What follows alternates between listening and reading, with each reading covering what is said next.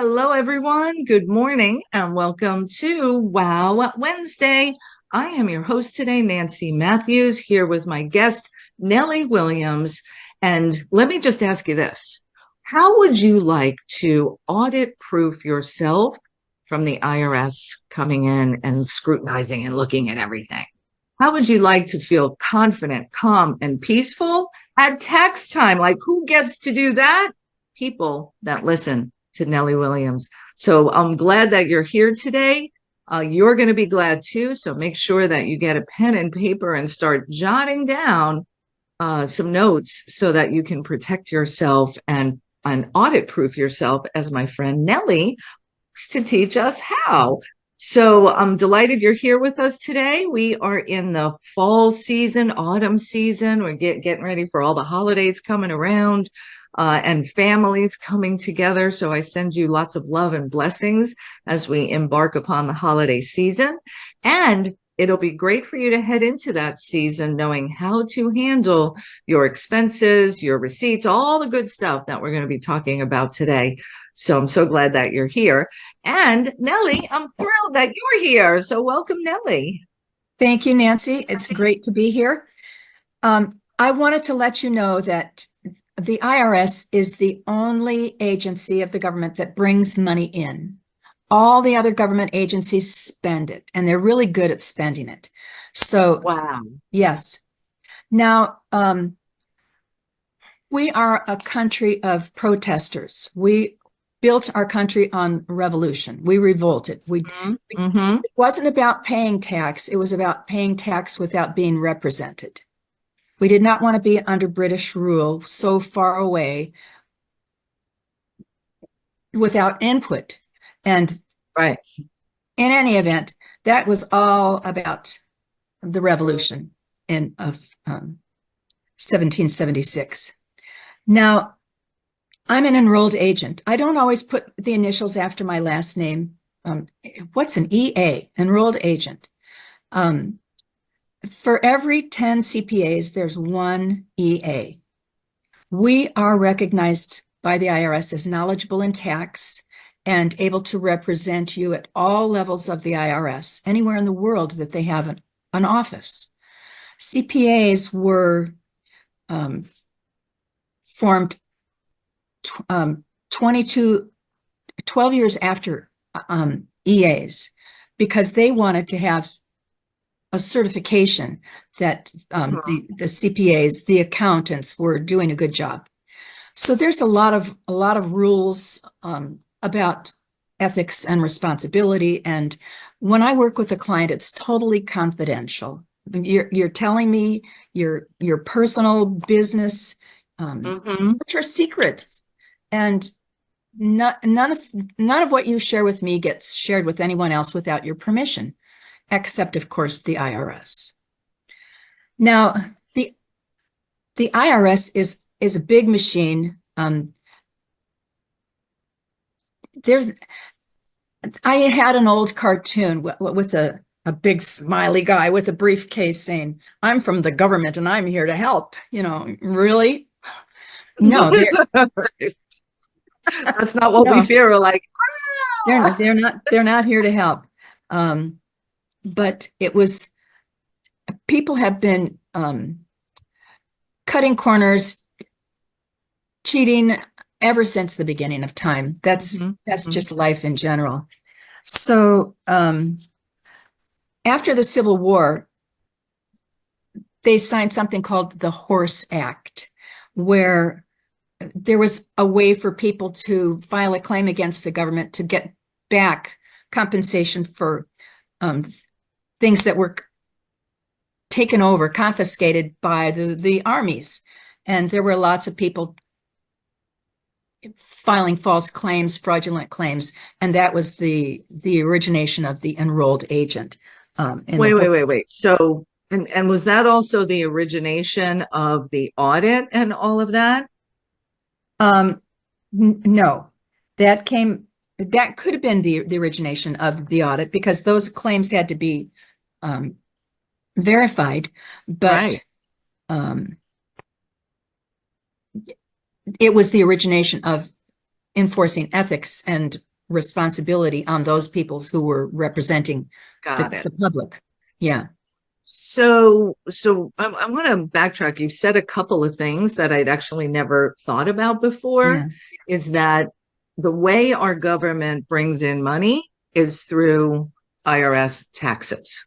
And then Correct. we have our state taxes and our local taxes and sales tax and all of that. But the You would, federal government, to run all the programs and pay all the people, right, that run the country, right. that comes from our taxes. Exactly. So And thank you. yeah, no, thanks for that. I never thought of it in that context. And we're going to dive into, lots of things about the IRS and taxes today. I'm curious, though. I know that you were an enrolled agent working for the IRS, right? And then, is that correct? No, I was just a plain old taxpayer who got hired by the IRS, but after working for them 5 years in a technical position, that allowed me, after I left the IRS, to apply for my enrolled agent status. So it's either work 5 years in a technical position or take a big test. Well, I gave them Mhm. blood and sweat, so that was better than the test.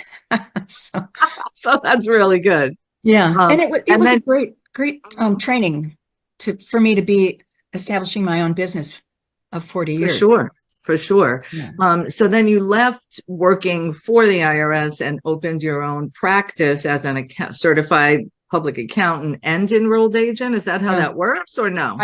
I know about accounting. I can do accounting, but I'm not a CPA. I am an EA. Some people are both EA and CPA, but and some people are just a CPA and I am just EA. But So do you? for every 10 Mhm. CPAs, there's one EA. That's how rare we are. Wow. So do you actually work with people to put their tax returns together, and you do all of that? I do. I prepare tax returns, and in the process, um, they share my information with their friends and people they know, and people who who are being audited on a return that someone else prepared come to me often for representation. Right. Yeah. Because they figure, here's how my brain would work.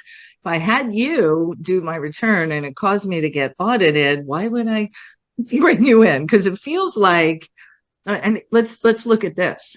It feels like getting audited means you made a mistake or you tried to cheat or something like that. So is that myth or fact or combination? The reason that you get audited is because there's a question on what you filed. So it's all based on what you put on your tax return. And the IRS uses a complex formula that nobody knows what it is or how it works, but to select the returns that they think have a potential for error. Not that there is an error, but there's a potential for error. They're not in the business of wasting their time just coming in, have a little cup of tea with Goldie, and let's just chat. They want to get more money. Have you paid enough? And That's their goal.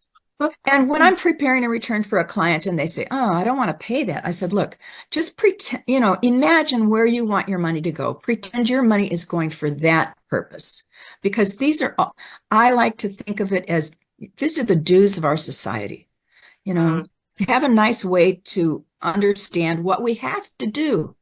Now, when my clients come to me, I want them to pay their lowest legal tax because Justice Learned Hand said there's nothing sinister in so arranging your affairs that you pay the lowest legal tax. But I also say, I hope you have to pay a lot of tax. Because that means you're making a lot of money. A lot of money. That's right. That's right. Because taxes are just a small percentage of the total. So I love it. Yeah. So you mentioned recently that taxes are on the rise. Well, why is that? Why is it happening more now than, over the last 5 to 10 years? Audits are on the rise because there's been a couple of years ago in 2022, the administration allocated more money to the IRS so that they could hire more people. The news blast was that IRS was hiring 87,000 new tax agents. Wow. Well, that's not totally correct. The news Oh, you mean the news got it wrong? yeah, they spin it all in all sorts of directions. Yeah, yeah. Yes, the money was to hire 87,000 new employees to take care of the attrition that they've suffered from people retiring or quitting or, just these are unfilled positions all across the agency. So I'm not trying to defend the IRS, but there's a business reason that they need to hire more people. And when they hire a new employee, a new auditor or a new agent, those agents need to be trained. Are they going to train on your return? I'm never going to be audited. Well, you may think that, but what if you are? Are you ready? Are you ready? So it's all based on what's on your return. How does it compare to other returns in your area? How does it compare to other returns in your industry? And when I was with the IRS, I started out training in Los Angeles. And while I was living in Arizona, I got transferred back here to Phoenix. Thankfully, thank you, God. And one of the Phoenix audits were of charitable contributions. And they, based on what their IRS score was, they selected a number of people in a certain populated area, Mesa, Arizona, for excess charitable contributions. They couldn't believe these people are you really giving this much money? Well, yes, they were. They had targeted a community of Mormons, Latter-day Saints, who take it upon themselves to honor the edict to tithe. Tithing practices. Yeah. Yeah. They're not the only ones that tithe. They're not the only, big charitable givers. But the IRS realized we've targeted the wrong group, because they weren't making any money. They were wasting their resources on this group, this honest group of people. Not everyone is honest. That is true. So how do you said we don't know for sure, but like in this instance, they were targeting people who appear to have made excess charitable donations, or they were fudging that on their tax return as a deduction. Right. What do we need to know so that we reduce the likelihood of getting that letter? I mean, like, let's pause for a moment, everyone. I want you to think about, take a breath. I want you to think about, you go out to your mailbox and you open it up, and you've got your Valpak coupons, and you got your local flyer from Aldi, and you got your city community news, and you're just going through it all, and a letter from the IRS. Unless you're waiting on a check, which I think is all electronic these days, unless you're waiting on a check, don't you go, what's this? I know I do. It happened to me. It happened to me early on. I looked at every other piece of mail. I just did not want to open that letter. But, and I had to read it 3 times slowly, because I couldn't figure out what do they want from me? What do they want me to audit? When you're selected for audit, it's very clear. They contact you by mail, not by phone, not by text, not by any other method, just by mail. And it's a letter from the Internal Revenue Service, and it has the big eagle logo on it. And they tell you exactly what they want for what year and when to present it. It used to be in-person audits, which I loved, because communication is more than just words. Words is just 7%. But when you're live with somebody, you've got facial expressions, and you've got vocal tonations and body language. So now audits are by correspondence, which really, for me, sucks. But because I can't, even with written word, putting punctuation in where it belongs to help them read it the way I want them to, yeah, there's a whole doesn't nuance. always work. Yeah. Yeah. So getting that notice is awful. The reason I got the notice was that I was applying for a different government job and with the Department of Treasury, not knowing that IRS would snatch that application and call me in for an interview. A job interview, not a tax return interview.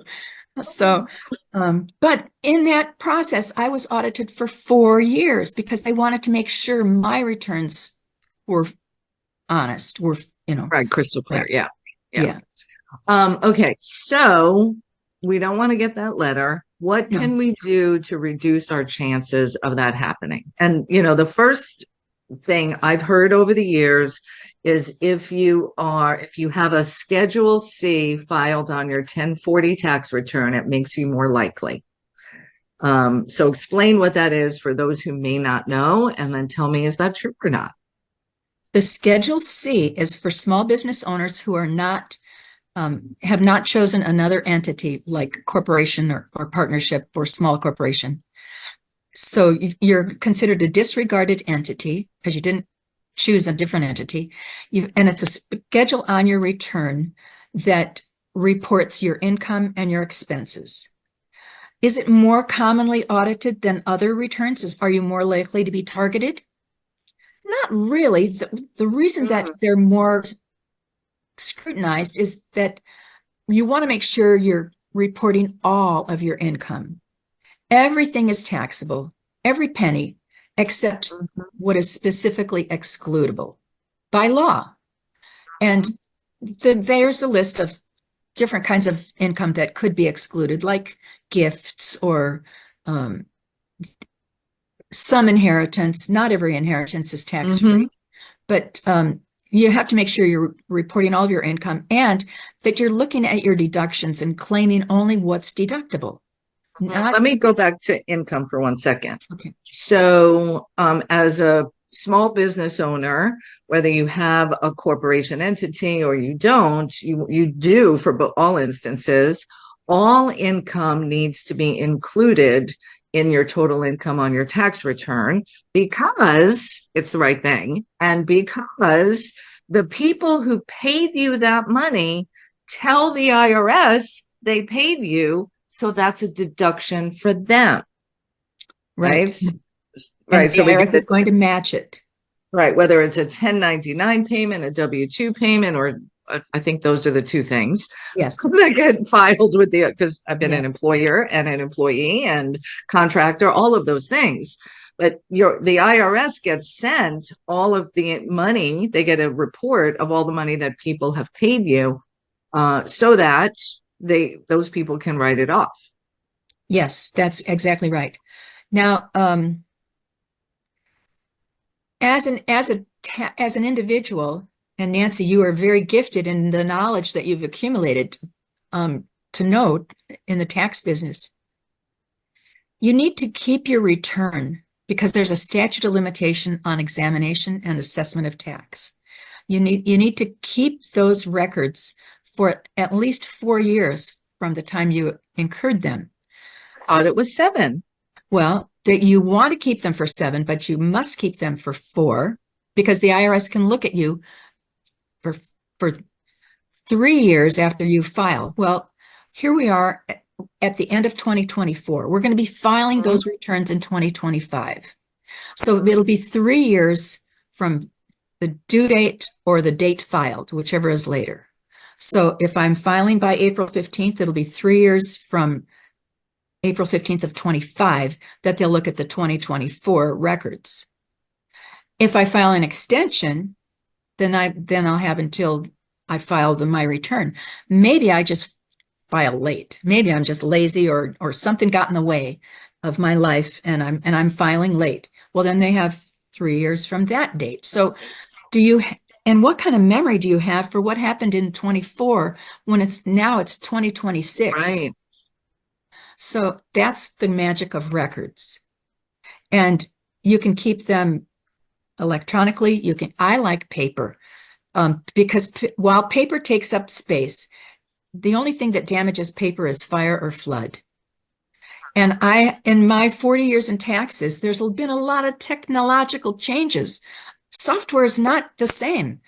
Storage is not the same. I've lost stuff that I thought would be safe forever because it was on electronic. Well, thank you God I had a backup in paper. So I learned the hard way.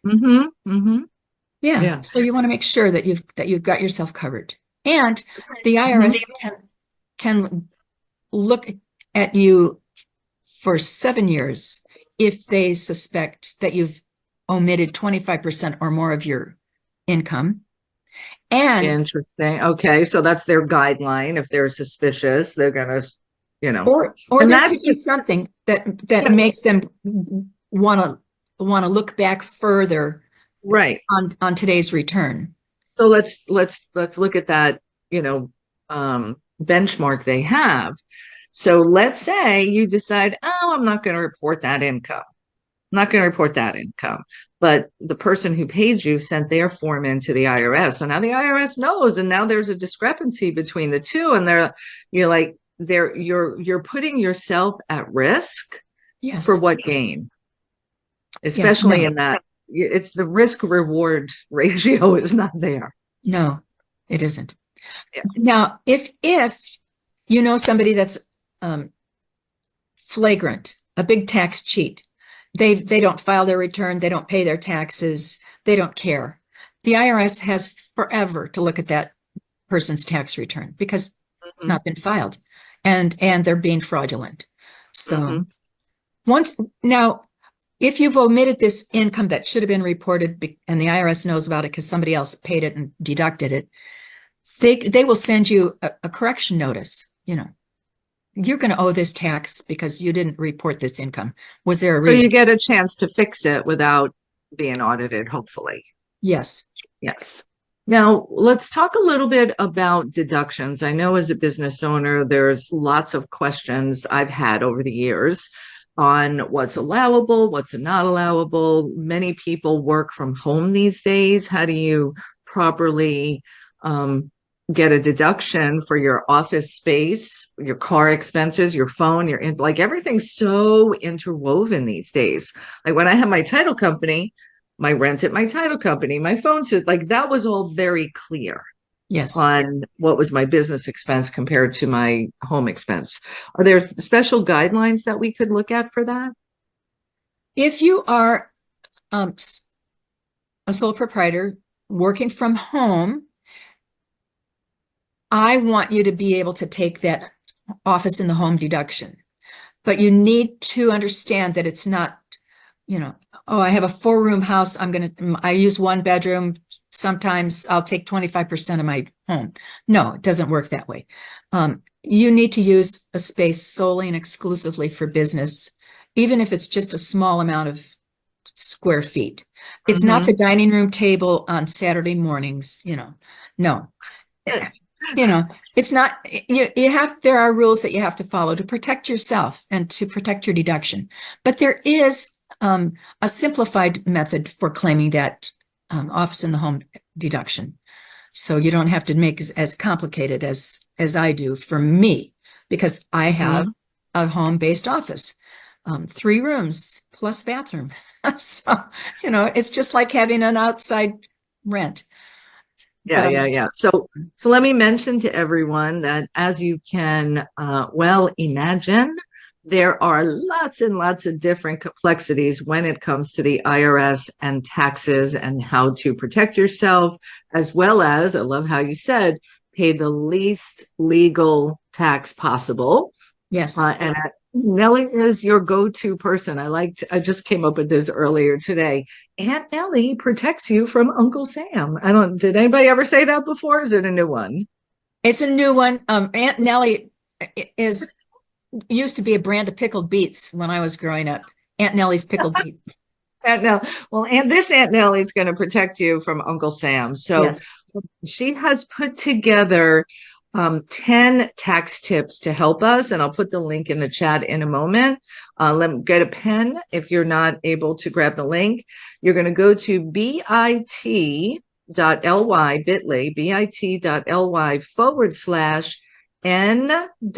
for Nellie Williams, NW tax tips, plural. So bit.ly/NW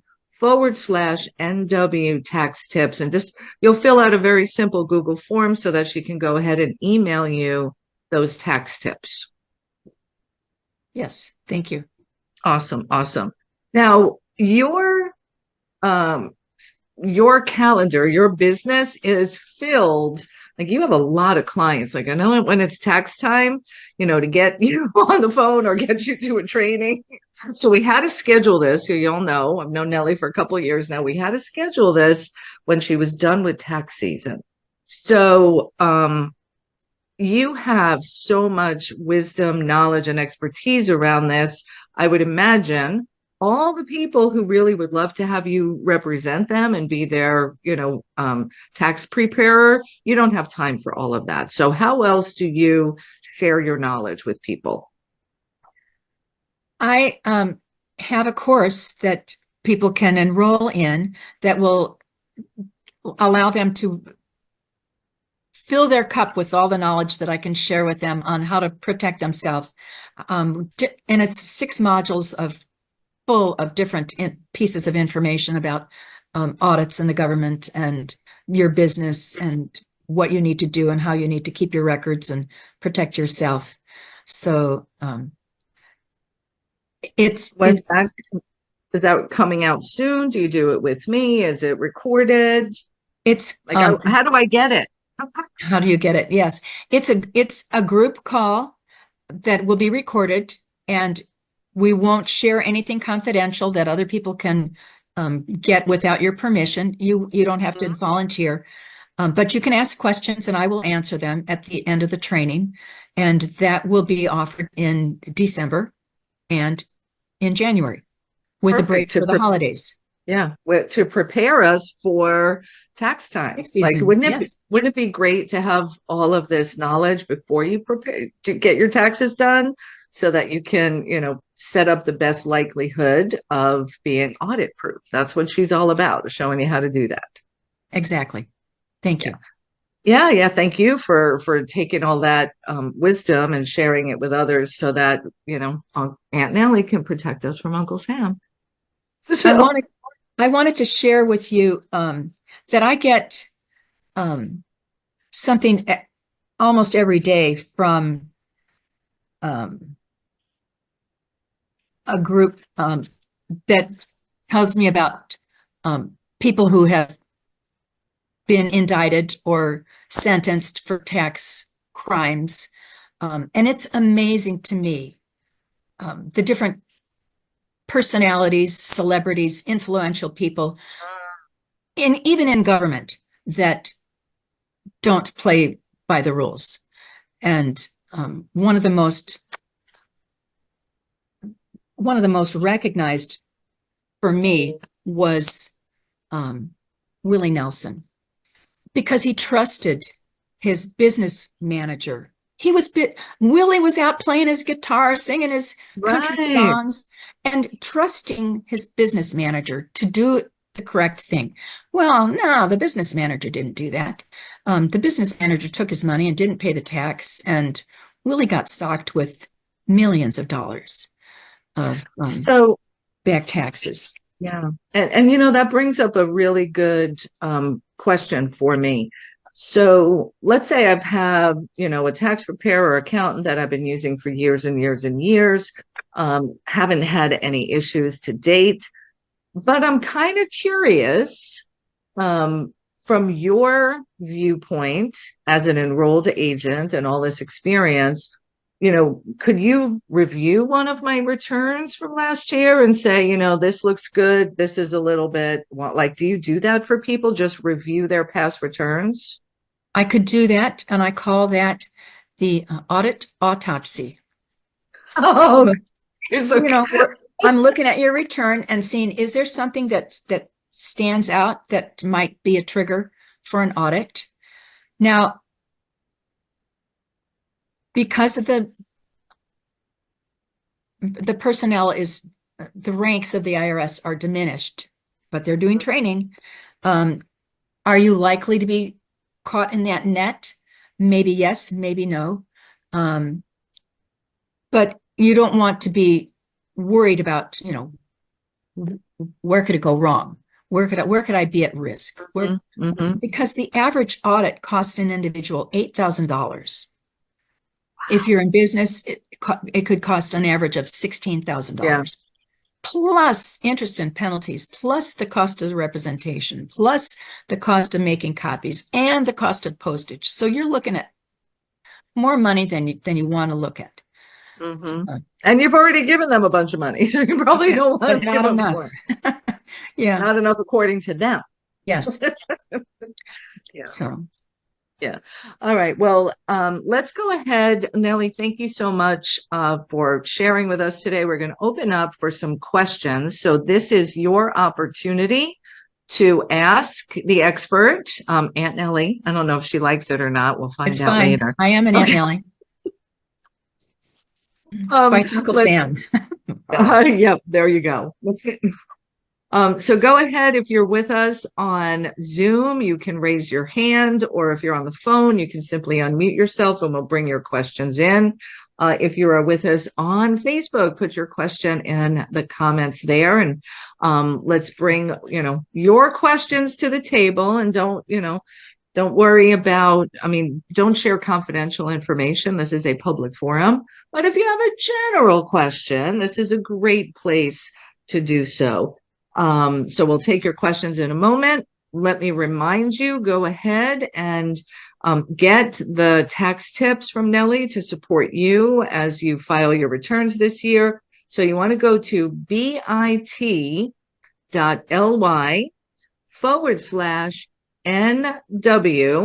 tax tips, Nellie Williams, NW tax tips, plural. So go ahead, fill out that form, and then she'll email it to you so that you can be best prepared. And if you want to get an audit autopsy, which is hard for me to even say, if you want to get an audit autopsy, you can reach out to Nellie Williams. What's your email, my friend, so we can give that to everybody as well? My email is Nellie, Nellie, at the lowercase n for Nellie, T for Tom, Williams with an S.com. Beautiful. So if you have any questions or concerns and you want to reach out privately to Nellie and or find out when the course is going to be released, send an email to Nellie@ntwilliams.com. So let me check in. I believe, so Eves Ramirez, did you have a question? I think I saw your hand up and down. Are you there, Eves? Good morning. Good morning. Thank you so much. I actually don't have a question yet, but I definitely went to the link that you just gave us, and I will be just sending information if I have questions later. So Beautiful. Thank you. This is really important and so relevant. Thank you so much. Thank you. You're welcome. Thank you. Beautiful, beautiful. Thank you, Eves. Good job getting that. Those 10 tax tips. I hope every single person here is doing that. Hello, this is free and you're getting it from the expert. So go for it. Let's go to Carrie. Hello, Coach Carrie. It was so good to see you in person. Yes. Hi, Nancy, and hi, Nellie. Hi, Carrie. Hi. I've learned so much from you this morning. Thank you for sharing. Thank you. I'm not sure if my question is for you or not, but let me give it a shot. I am a sole proprietor, and I'm wondering, when is a good time to transfer my business to be an LLC? Is it an income question? Because I'm bidding on a very large job, and if I get it, my income's going to go up significantly, and I'm not sure. I'm worried about protecting my assets. So Excellent. that, Excellent. So how long have you been as an independent sole proprietor? 3 years. 3 years. So this is a perfect time to transition into LLC. Take that back. To not just form an LLC, but to move to S Corp.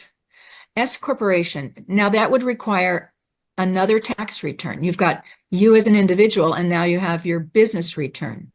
But by choosing S corporation status, you get to pay yourself a wage.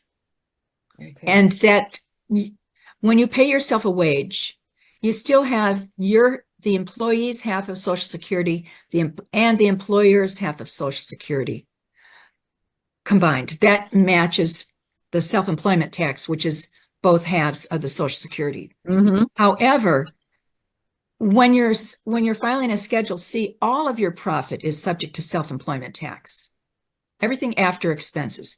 But when you're in a corporation, you can decide how much wage are you going to take, and you need to take a fair wage. You cannot just take the rest of the profit in distribution. But you might want to hold back some money to pay for other expenses, or you might, decide what other expenses do we have. Do you have children? This is a personal question, but whether you do or you don't. If you had children, you might want to employ a child, which is a My tax kids are savings grown. check. Yeah, my kids are all grown. I'm divorced. Good for you. Good for you. Okay. So cancel that thought. But there are other things that can be done to help legitimately reduce your tax bill. So, if I can ask another question, Sure. like, did that change how I do the bookkeeping aspect, or is everything pretty much the same? You're not going to be a big corporation. You're going to still be the same one-woman band here. So you don't have to change anything about your accounting work. You just need to keep track of all of your income. You do need to keep track of how you're spending your money for the business. Mm-hmm. And you need a business bank account Right. so that all of your income goes into that business bank account and all the business expenses get paid out of that business bank account. So that much you need to do to protect I yourself. already have a separate business account. Perfect. Okay. And so you want to keep them separate. You don't want to muddy the waters. No, never. Yeah. Okay. All right. And just, I'm curious what your opinion on this, Nellie, is. If it was me and it was November and I was thinking about forming a corporation, I would wait until January to file for my corporation. And because there's a fee for renewing your corporation every year, and then you have to file a separate tax return. So is my thinking correct? Like, wait till 25? Or does it not matter? I think that's a great tip, to wait until the beginning of the year, but you want to jump on it right now. Barbara's got something in the chat that you can apply now and make it start in 2025, which is perfect. Thank you, Barbara. Right, especially if a big contract is coming in. If you're getting a lot of income in still in 24, you would want that to go under the corporation. That's the theory, right? And in the new bank account? Well, there's so little time left in 2024, and Carrie's getting a new client. It will impress the new client that you're a corporation, and you can wait a month, for them to pay you to put it into January. Oh, okay. I'm glad you told me that. That's good to know. Very good. And do I have to I already have a business checking account? Can I keep the same one, or do I have to get a new one? It depends on what your corporation name is going to be. Okay. And when you talk about protecting assets, even though you have a separate business account, if it's still in your personal name tied to your Social Security number, as opposed to the tax ID number that will be assigned to the company, the entity that you form, when you do a business bank account as a filed entity, that's the tax ID number for the company is what runs the show, as opposed to your personal Social Security number. And hopefully I'm saying the right things. Exactly right. Thank you. Well, thank you so much. I really appreciate this information. You're welcome. Yeah. And then when you get the contract or future work, even for clients that you're serving, they're going to pay your corporation. And many times it's that company that you're getting the contract with, they're probably going to ask you for a W-9 statement. And the W-9 statement is so that the company gets your tax ID number so they can report what they pay you as a deduction on their tax return, going circling right back to that whole thing we were talking about in the beginning. Right, right. Now, corporations are exempt from receiving that 1099 because that's the benefit. Whereas individuals are going to get a 1099. That doesn't mean that the corporation doesn't get to include that income. Yes, they do. But yeah, it doesn't mean you don't report it. You still report it. Exactly. The money, Exactly. the money's going in the bank account. You're getting the money. Carrie, thank you for giving us such a great topic of conversation today. Thank you both. Are you complete? Yes. Thank you. Now, Barbara Johnson wants to chime in, which I'm happy to invite. Yeah. Thank you, Barbara. Actually, I just wanted to say, Nellie, you've been my hero forever because I wanted to work for the IRS when I first started with my accounting degree and trying to do things. And I lived in Albuquerque, so it was perfect. There was both state and the federal. I could work for either tax agency. And I thought about it, and then I thought, no, I like being on the side of, okay, I'm going to defend the people. So I got my federal agents thing. But you've always been my hero because somebody can work for the IRS and then turn around and do the other side. I've always thought is great. I wanted to say thank you. This is a great topic. Thank you, Barbara. Love Thank it. you. I appreciate that. You're both amazing. And here in the Women's Prosperity Network community, we are grateful for both of you. Thank you. So good. Thank you, Barbara. All right. Michelle McHenry is up next. And let me just give you all the link one more time. Make sure you go and get Nellie's tax tips. Simply go to bit.ly/NW tax tips. Michelle McHenry. Oh, good morning. So Nellie, thank you for all your wonderful words of wisdom. I had a business for 31 years, so that wasn't S Corp eventually. And now my business I've done as an LLC. So I'm curious, do I need to move that into an S Corp? Is that what I'm hearing you say? Or am I okay as an LLC at this point?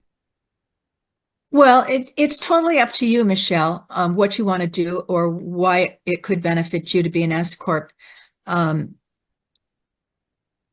And I would have to get some more information to determine, is it going to benefit you? But you need to look at what kind of income do you have, and do you want to pay self-employment tax on all of your profit? Or if you form an S corporation, are you going to have any different expenses that are going to change what you are able to pay yourself in salary? That's the big savings. Okay. Yes. And I understood the difference between them whenever we were our other company. And I just wanted to keep it simple this time. And it's not as big of a deal yet, but it could potentially be. So I know you and I are going to get together anyway, so we can personally talk about that. And so thank you. I'm excited to have our one-on-one. Thank you, Michelle. Awesome.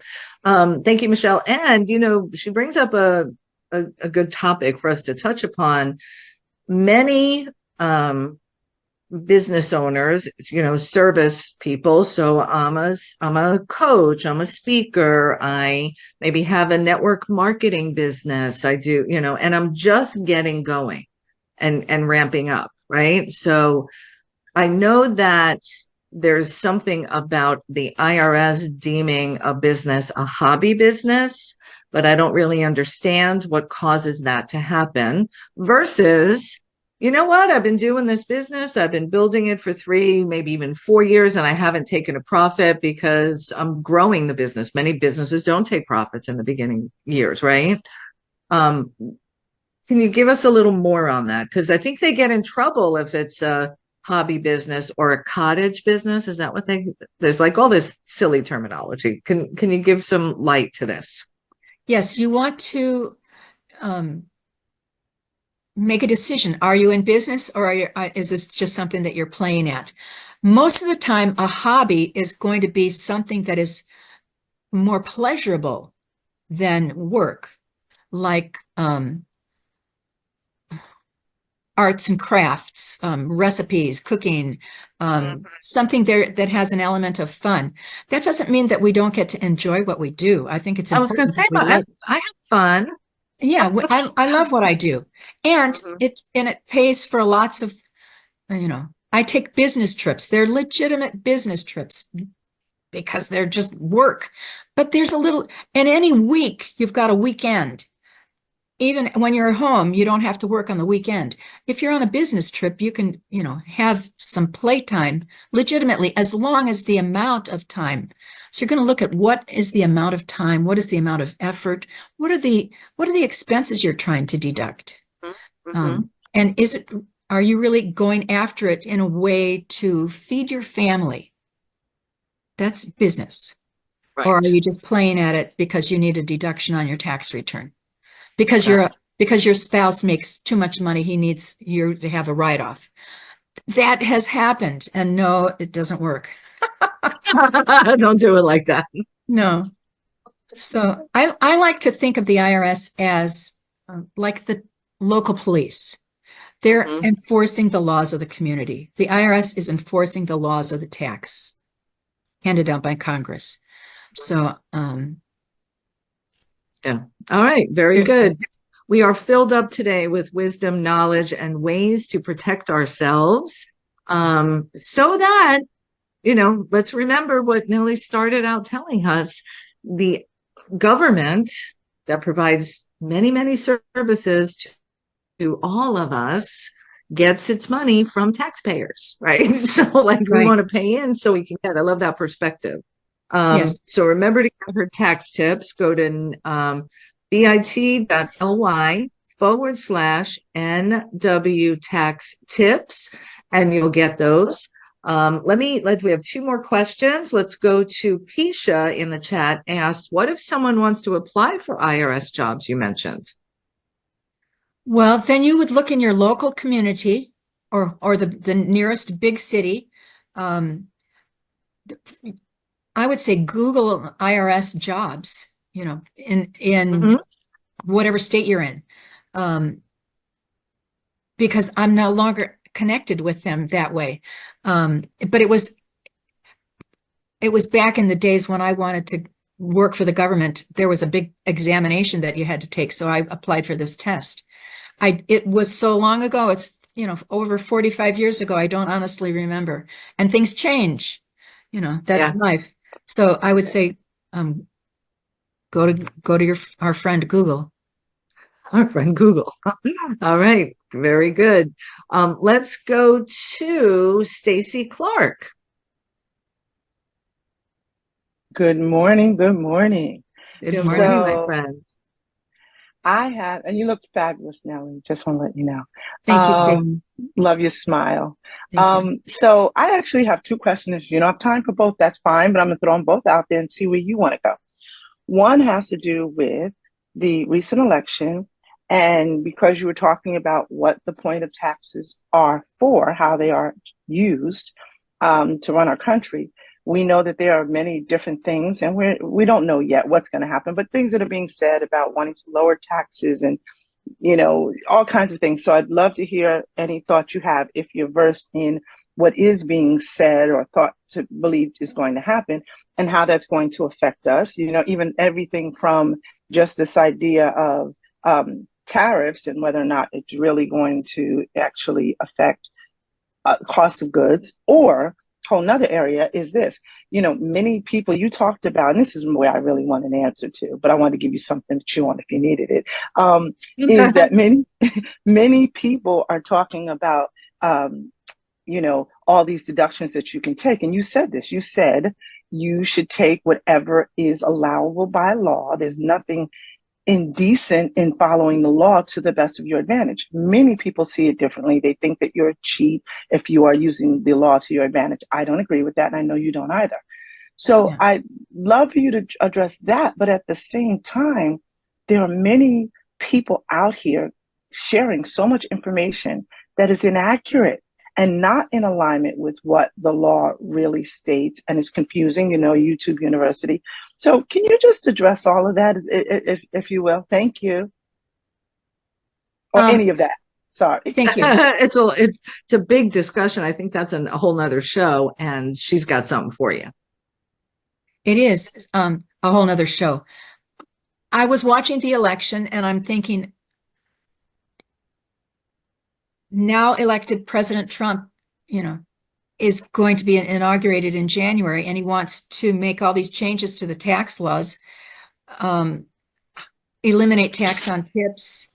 I can't remember everything else, but I'm thinking employers already, if you're in the tip industry, don't pay as much in a wage, knowing that the customer is going to make up the difference in the tip, and that would be taxable to the server.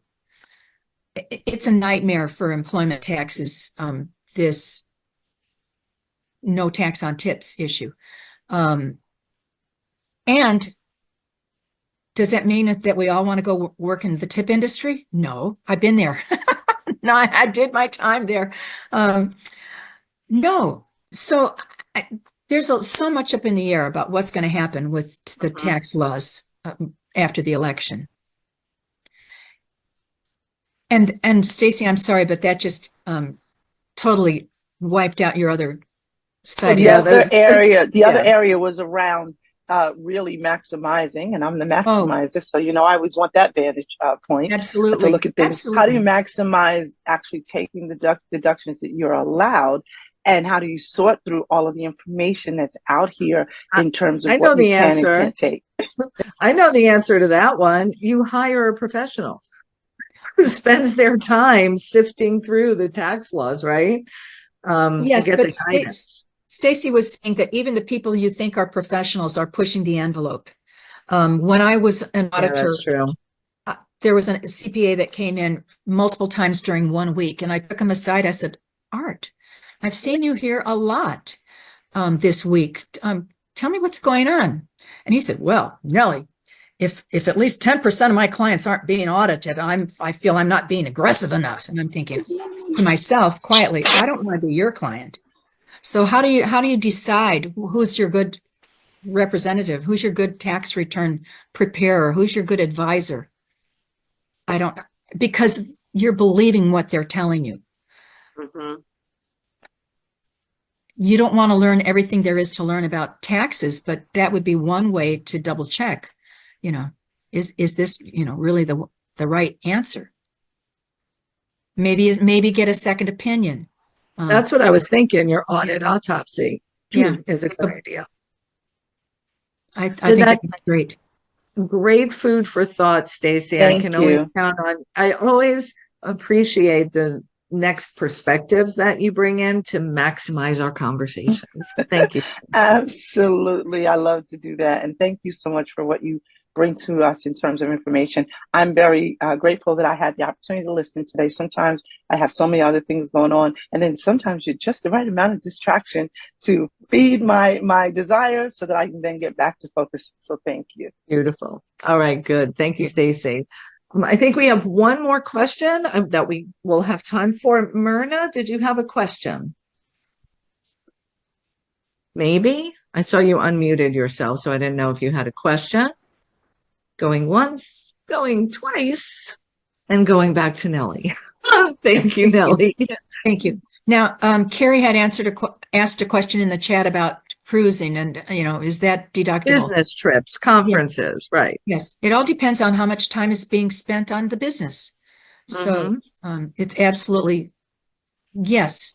The cruise is pleasurable, but if it's a business related workshop on a boat is what I call it. That's what it was. I was there. I'm going to write off the whole thing because you're there for the main purpose of business. There's 8 hours in a day. for business, most of it. So you got the other 16 to do what you want. Yeah. And play we did. And sleep, maybe. And sleep. That was good. Good question. Thanks again, Carrie. Oh, my friend, thank you for being with us and helping us become audit proof. So be sure to get her tax tips, bit.ly/NW tax tips. Any final words of wisdom as we close out today's Wow Wednesday? I think everybody's doing great. And it was my pleasure to share my side of what I see in the tax world. Yeah, it's beautiful. Always changing. Always changing. Get a professional, get somebody on your side. If you want to get an audit autopsy to make sure that your professional is keeping in the lines, that would be great. So just reach out to Nellie at ntwilliams.com. And thank you for joining us, Nellie. Thank you, everyone, for being with us today. We'll see you again next week with another Wow Wednesday. Have a beautiful day, everyone. Bye, Nellie. Bye-bye.